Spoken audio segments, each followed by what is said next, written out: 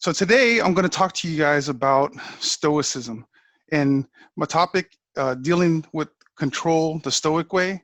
It kind of leads an idea of how you can use this tool to your advantage, and it's a philosophy as well. It's a philosophy that is easily enabled or turned into a tool to gain certain controls of the many different aspects in your life.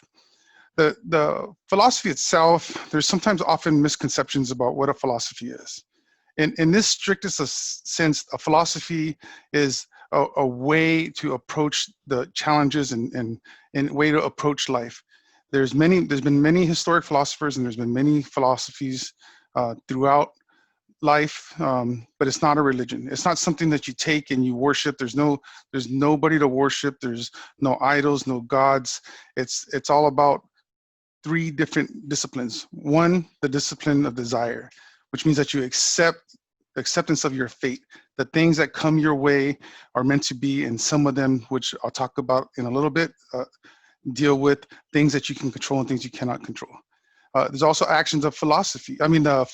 Discipline of action, which means that you will, as a practicer of the Stoic philosophy, you will take action towards the benefit of mankind and the benefit of all around you and those that you love.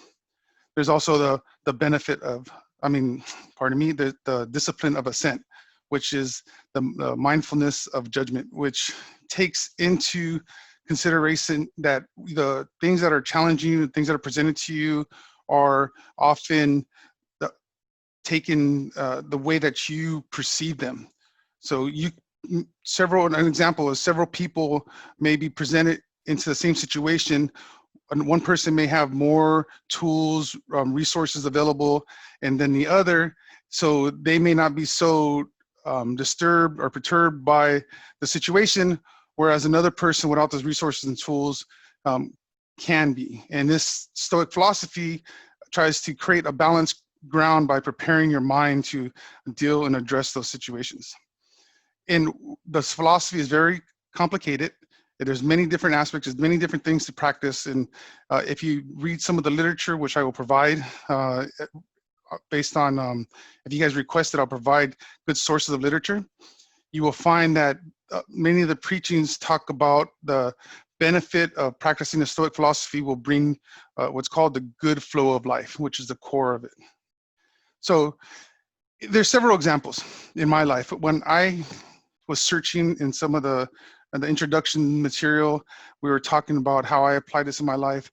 I've had challenges with many individuals, and in the organization I work in, oftentimes you set these long-term goals and career objectives, which you spend a lot of time and energy, many long hours away from your family, and sometimes people can get in the way. And when people get in the way, if they're at certain levels, they may become immovable objects. They may be things you cannot get around, and you have to learn to deal with them.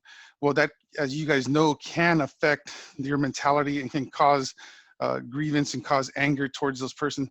And I didn't like the way I didn't like the way that person and those people were affecting my everyday life. I was coming home angry, and I was really mad at the situation, and I felt out of control. Well, when I found the Stoic philosophy and learned a little bit about it, I was able to apply it in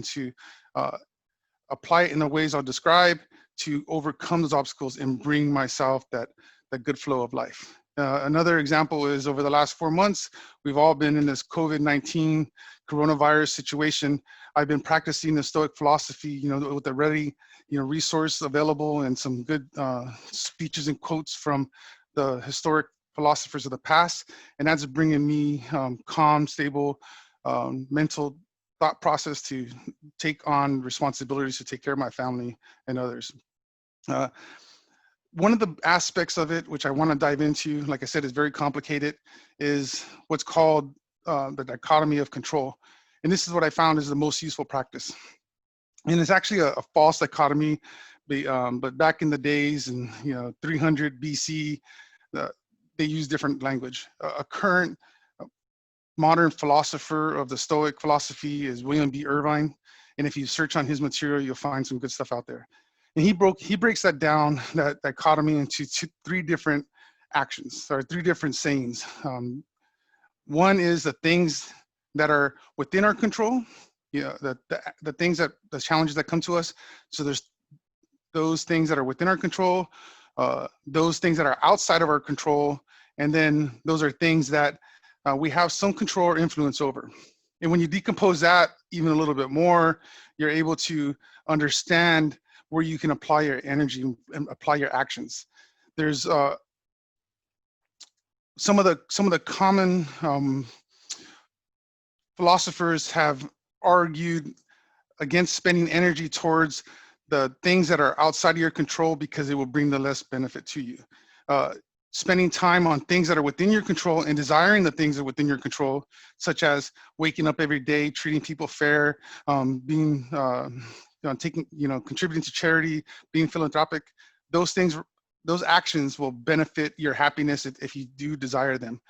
And spending minimal time on the things that you have some control over, because you may be able to change it to where you're receiving more, you're in more control of those activities, such as playing a sport, right? If you're out there, for example, if you're a moderate tennis player and you're playing another person and you're trying to be better than them, maybe spending some time practicing so you can eventually be better than them is an example of some things that are in your control, but not total control, because that person can be practicing as well.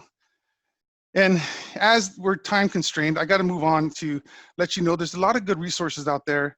William B. Irvine, there's a lot of quotes from Epictetus, and there's a famous one that you guys may know from the Gladiator movie with Russell Crowe, and Marcus Aurelius, a famous emperor who actually implemented a lot of the Stoic philosophy in his control when he was the strongest and had the biggest empire in Roman history, I believe. And so those practices have been put to the test. I've used them, and I want to tell more about them. As I move on to my second speech, I will try to tell you more and dive into the mindset that you can use the Stoic philosophy to prepare yourself for other things, such as death and challenges and sickness and illness, and that gets very deep and complicated. And I will talk about how to apply them. For right now, a summary level. Ask me questions, send me emails, and I can send you to resources. I am definitely not the expert on this topic. I'm trying to be a practitioner, and I use it daily. And hopefully this will help you guys out when you're looking for solutions to your challenges. Thank you, Mr. Toastmaster.